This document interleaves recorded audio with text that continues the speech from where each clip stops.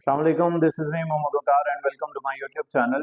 आज हम second year के फर्स्ट चैप्टर के एक टॉपिक की तरफ मूव कर रहे हैं जिसका नाम एक्सक्रीशन है। एक्सक्रीशन का मतलब क्या है? एक्सक्रीशन का मतलब होता है कि हमारी बॉडी के अंदर जितने भी मेटाबॉलिक रिएक्शंस हो रहे हैं, मेटाबॉलिक रिएक्शंस का मतलब होता है जो हमारी बॉडी में कैटाबॉलिक एनाबॉलिक रिएक्शंस हो रहे हैं, जो हमारी बॉडी के अंदर बहुत ज़रूरी है, हमारी बॉडी को एनर्जी प्रोवाइड करते हैं। तो उस दौरान जो हमारी बॉडी में रिएक्शंस हो रहे होते हैं, तो उन रिएक्शंस के दौरान मेटाबॉलिक वेस्ट रिलीज होता है हमारे सेल्स के अंदर से, और उस मेटाबॉलिक वेस्ट को पकड़ के आया जाता है with the help of blood, और ब्लड उसको लेकर आता है किडनी के पास, और किडनी उसको एक्सक्रीट करवाने में हेल्प करती है, उसको रिलीज करवाने में हेल्प करती है। तो उसको हम कहते हैं एक्सक्रीशन। एक्सक्रीशन की डेफिनेशन किस तरह हुई? रिमूवल ऑफ मेटाबॉलिक वेस्ट का निकलना प्रोड्यूस ड्यूरिंग बायोकेमिकल रिएक्शन। जो हमारी बॉडी में बायोकेमिकल रिएक्शंस होते हैं उसके नतीजे में जो मेटाबॉलिक वेस्ट निकलता है हमारी बॉडी से, उस प्रोसेस को हम एक्सक्रीशन कहते हैं। और ये एक्सक्रीशन बहुत ज्यादा इंपॉर्टेंट है, बहुत ज्यादा हेल्पफुल है। एक्सक्रीशन हेल्पफुल क्यों है? क्योंकि ये हमारी होम्योस्टैसिस को मेंटेन करता है। हमारे अंदर किसी चीज की लेवल अगर ज्यादा हो रहा होता है, लेट्स सपोज अमोनिया का लेवल ज्यादा हो रहा है, यूरिया का लेवल ज्यादा हो रहा है, यूरिक एसिड का लेवल ज्यादा हो रहा है, कार्बन डाइऑक्साइड का लेवल ज्यादा हो रहा है, तो उनके लेवल को मेंटेन किया जाता है with the help of excretion.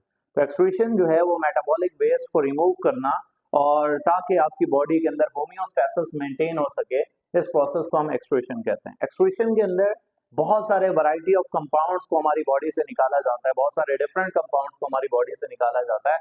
Like carbon dioxide हमारी बॉडी से रिमूव होती है, like nitrogenous compounds living organisms की बॉडी से रिमूव होते हैं, एक्सक्रीट होते हैं, जैसे कि ammonia, urea, uric acid. These are the important excretory compounds which are excreted by the living organism, जो अपनी बॉडी से जानदार रिलीज कर देते हैं अपनी बॉडी से। excretory products in relation to habitat के हवाले से अगर हम बात करें कि जो जानवर जहां रहता है उसका जो एनवायरमेंट होगा उसके अकॉर्डिंग वो excretory प्रोडक्ट एक्सक्रीट करेगा। ये बहुत इंपॉर्टेंट टॉपिक है, एमसीक्यूज के अंदर आपसे पूछा जा सकता है। तो आप याद रखिएगा, एक्सक्रीटरी प्रोडक्ट का मतलब होता है जो लिविंग ऑर्गेनिज्म अपनी बॉडी से एक्सक्रीट करते हैं। उन प्रोडक्ट्स की अगर आपको देखा जाए तो आप उसको कहेंगे कि ये हैबिटाट के अकॉर्डिंग रिलीज करते हैं अपनी बॉडी से। हैबिटाट का मतलब क्या है? जैसे कि एनिमल्स डिफरेंट तरह के हमने पढ़ा के अपनी बॉडी से कंपाउंड्स को एक्सक्रीट करते हैं, जैसे कि ammonia, urea, uric acid and creatinine. These are the important excretory compounds जो अपनी बॉडी से रिलीज करते हैं। अब मैंने यहाँ पर एक एग्जांपल लिखी है आपको समझाने के लिए कि जानदार अपने हैबिटाट के अकॉर्डिंग क्यों एक्सक्रीट करते हैं। जैसे कि लिखा है मैंने कि हर्बीवोर जो लिविंग ऑर्गेनिज्म होते हैं, जो घास खाते हैं, उन ऑर्गेनिजम्स की बात करें तो वो यूरिया लेस सिक्रीट करते हैं अपनी बॉडी से, बहुत कम यूरिया एक्सक्रीट करते हैं as compared to carnivore. Carnivore जो होते हैं वो बहुत ज्यादा, कार्निवोर का मतलब है जो गोश्तखोर एनिमल्स होते हैं, गोश्त खाते हैं। गोश्त क्या है? बेसिकली प्रोटीन है। प्रोटीन जब उनकी बॉडी में ज्यादा आएगा तो प्रोटीन आने की वजह से वो अपनी बॉडी के अंदर प्रोटीन को तोड़ेंगे, और तोड़ने के बाद उसको यूरिया में कन्वर्ट करेंगे। तो वो लोग ज्यादा यूरिया एक्सक्रीट करते हैं, ज्यादा अमोनिया एक्सक्रीट करते हैं, नाइट्रोजिनस कंपाउंड एक्सक्रीट करते हैं एज कम्पेयर टू हर्बीवोर। तो आपको समझ आ गई होगी यहाँ तक बात कि हर्बीवोर जो है वो अमोनिया या यूरिक एसिड बहुत कम रिलीज करते हैं, और जो हमारे कार्निवोर होते हैं वो बहुत ज्यादा नाइट्रोजिनस कंपाउंड्स को एक्सक्रीट करते हैं, बिकॉज उनकी बॉडी में ज्यादा से ज्यादा प्रोटीन के मॉलिक्यूल्स आते हैं क्योंकि वो मीट खाते हैं। देन तीन तरह के इंपॉर्टेंट मॉलिक्यूल्स हैं जो हमारी बॉडी से एक्सक्रीट होते हैं। सबसे पहला इंपॉर्टेंट मॉलिक्यूल जिसका नाम अमोनिया है। अमोनिया बहुत ज्यादा टॉक्सिक कंपाउंड है, बहुत ज्यादा हमारी बॉडी के अंदर हार्मफुल कंपाउंड है। ये बनता है लिविंग ऑर्गेनिजम्स की बॉडी के अंदर।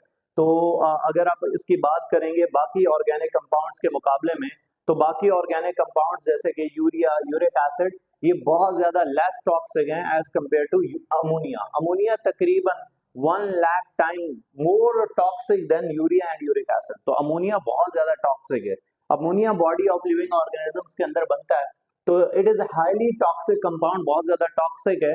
और इसके अलावा ये वाटर के अंदर बहुत जल्दी सॉल्युबल है। ये बहुत इसका एक अच्छा प्रोसेस है कि पानी के अंदर, फ्रेश वाटर के अंदर बहुत जल्दी ये डिसॉल्व हो जाता है बॉडी के अंदर। जो बॉडी के अंदर फ्लूइड होता है, जैसे हमारी बॉडी में बनेगा, लिविंग ऑर्गेनिजम्स की बॉडी में अमोनिया बनेगा, तो अमोनिया डायरेक्टली जो वाटर होगा उसके साथ डायरेक्टली सॉल्युबल हो जाएगा, डायरेक्टली उसके साथ जाके वो हल हो जाएगा, और हल होने के बाद उसकी पीएच को, ये अमोनिया जो है वो बेसिकली उसकी पीएच को रेज कर देगा, हमारे अंदर बॉडी के अंदर पीएच के लेवल को थोड़ा सा इंक्रीज कर देता है। तो जैसे ही अमोनिया जो है वो पानी के साथ डायरेक्टली सॉल्युबल हो जाता है, इसलिए इसकी कंसंट्रेशन जो है वो टॉक्सिक होने की वजह से जानवरों के अंदर अल्लाह ताला ने अमोनिया को कम रखा है। यानी कि अगर अमोनिया की कंसंट्रेशन ज्यादा होती तो हमारे अंदर कोई ना कोई टॉक्सिसिटी आ जाती, बहुत ज्यादा खराबी आ जाती, कोई ना कोई प्रॉब्लम आ जाती। अल्लाह ताला ने जानवरों के अंदर अमोनिया की कंसंट्रेशन को बहुत कम रखा है। Ammonia when dissolve in water, जल्दी से वो पानी के अंदर डिसॉल्व हो जाती है। डिसॉल्व होने के बाद इट रिड्यूसेस टॉक्सिसिटी। पानी जब किसी चीज के अंदर डिसॉल्व हो जाता है तो पानी के डिसॉल्व होने के बाद वो जो चीज है, जो टॉक्सिक चीज है, जो जहरीली चीज है, वो डाइल्यूट हो जाती है। डाइल्यूट का मतलब होता है इतना ज्यादा टॉक्सिसिटी उसकी नहीं रहती, क्योंकि जैसे अमोनिया है, अमोनिया के साथ वाटर मिक्स होता है, NH3 के साथ जब वाटर के साथ ये डिसॉल्व होती है तो फौरन यहाँ से H प्लस आयन आता है और अमोनिया के साथ मिलकर अमोनियम आयन जनरेट हो जाता है। अमोनियम आयन इतना ज्यादा टॉक्सिक नहीं है जितना ज्यादा टॉक्सिक अमोनिया गैस थी, NH3 थी। तो NH3 के अंदर वाटर ऐड हो जाता है, वाटर जल्दी से सॉल्युबल हो जाता है, सॉल्युबल होने के बाद ये अमोनियम आयन के अंदर कन्वर्ट हो जाता है, जिसकी वजह से इसकी टॉक्सिसिटी कम हो जाती है। मोस्टली जो एक्वेटिक ऑर्गेनिजम्स है, जो पानी में रहते हैं, क्योंकि उनको पानी बहुत ज्यादा उनको मिल रहा है, मुयसर है, फ्रेश वाटर लिविंग ऑर्गेनिज्म जितने भी होते हैं वो ज्यादातर अपनी बॉडी से अमोनिया को एक्सक्रीट करते हैं। अमोनिया को क्यों एक्सक्रीट करते हैं? क्योंकि उनको पानी बहुत ज्यादा मिल रहा है, उनकी बॉडी में पानी बहुत आ रहा है, तो वो पानी के साथ अमोनिया गैस क्या हो जाती है, डिसॉल्व, और डिसॉल्व होने के बाद वो अपनी बॉडी से इसको अमोनिया को एक्सक्रीट कर देते हैं। तो हमारी बॉडी के अंदर अमोनिया एक्सक्रीट नहीं होती, क्योंकि हम लोग लिविंग ऑर्गेनिज्म हैं, लेकिन टेरेस्ट्रियल लिविंग ऑर्गेनिज्म है, इक्वेटिक लिविंग ऑर्गेनिजम्स नहीं है। तो इक्वेटिक वाले ऑर्गेनिजम्स अमोनिया को एक्सक्रीट करेंगे, क्योंकि उनकी बॉडी के अंदर बहुत ज्यादा वाटर इनसाइड द बॉडी आ जाता है। Mostly aquatic organism excrete from the body, बहुत ज्यादा इक्वेटिक ऑर्गेनिज्म ही अपनी बॉडी से एक्सक्रीट करते हैं। Some amount also excrete by as a urine.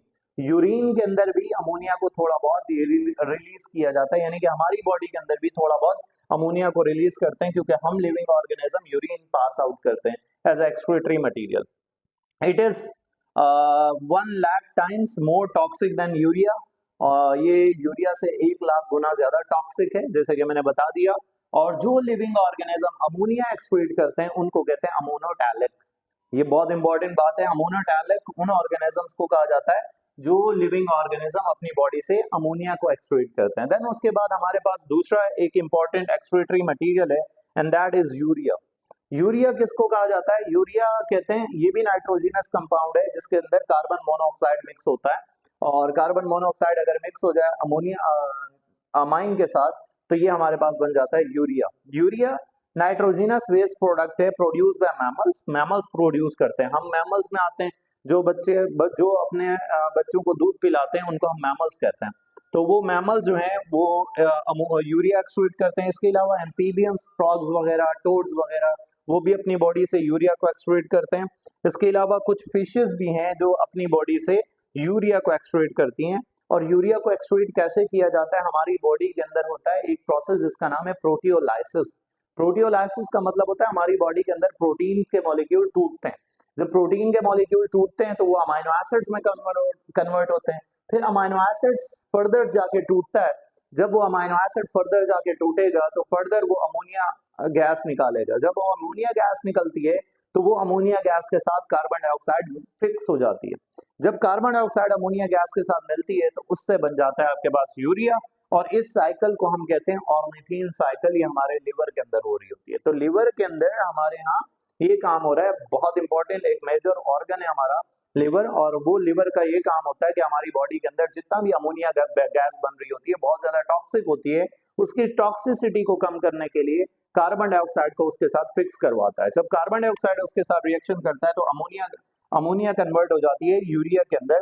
और यूरिया जो है वो बहुत ज्यादा टॉक्सिक नहीं है जिस तरह अमोनिया टॉक्सिक थी। और इस साइकिल को, जिस साइकिल के थ्रू इसको करवाया जाता है, उस साइकिल को हम नाम देते हैं ऑर्निथीन साइकिल।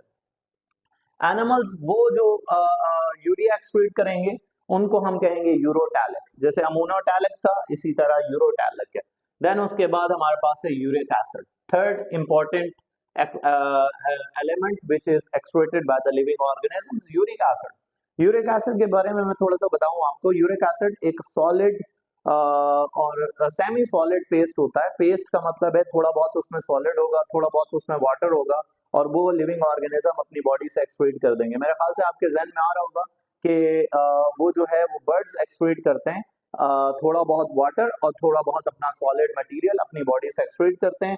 दोनों एक्सक्रीशन अलग अलग नहीं होती, हमारे यहाँ एक्सक्रीशन अलग अलग होती है। यूरिन हम अलग पास करते हैं, स्टूल हम अलग पास करते हैं, लेकिन वो स्टूल के साथ ही थोड़ा बहुत यूरिया को एक्सक्रीट कर देते हैं, तो यूरिक एसिड को एक्सक्रीट करते हैं। देन देखिए नाइट्रोजिनस कंपाउंड है यूरिक एसिड, और and product of purines in the nucleic acid. जब न्यूक्लिक एसिड ब्रेक डाउन होता है तो उसके अंदर से प्यूरिन्स के मॉलिक्यूल्स निकलते हैं, और उससे आपके पास ज्यादातर बनता है uric acid.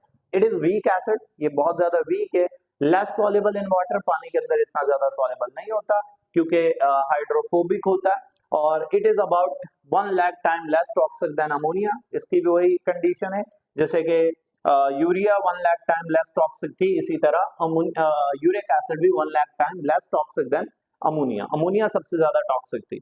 Animal secrete uric acid are called ureotelic, uricotelic कहते हैं जो एनिमल्स यूरिक एसिड एक्सक्रीट करते हैं। और उनमें कौन कौन से एनिमल्स हैं? रेप्टाइल्स हैं, बर्ड्स हैं और आर्थ्रोपोड्स हैं जो अपनी बॉडी से यूरिक एसिड को एक्सक्रीट करते हैं।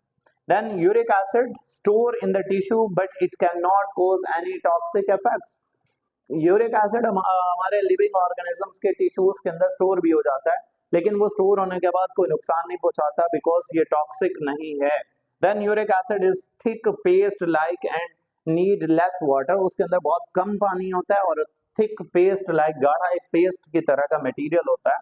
लिविंग ऑर्गेनिज्म जैसे हम मैमल्स की बात करें, हम हमारी बॉडी से भी 75% यूरिक एसिड को एक्सक्रीट किया जाता है किडनी से, और 25% यूरिक एसिड एक्सक्रीट होता है हमारा स्मॉल इंटेस्टाइन से। तो इंटेस्टाइन से भी हमारा यूरिक एसिड एक्सक्रीट होता है और किडनी से भी हमारा यूरिक एसिड एक्सक्रीट होता है, लेकिन बर्ड्स, रेप्टाइल्स और आर्थ्रोपोड्स ये हमेशा ही अपनी बॉडी से यूरिक एसिड को एक्सक्रीट करते हैं। उम्मीद करते हैं ये टॉपिक समझ आ गया होगा। देन इसके बाद हम नेक्स्ट टॉपिक की तरफ जाएंगे, तब तक के लिए अल्लाह हाफिज़।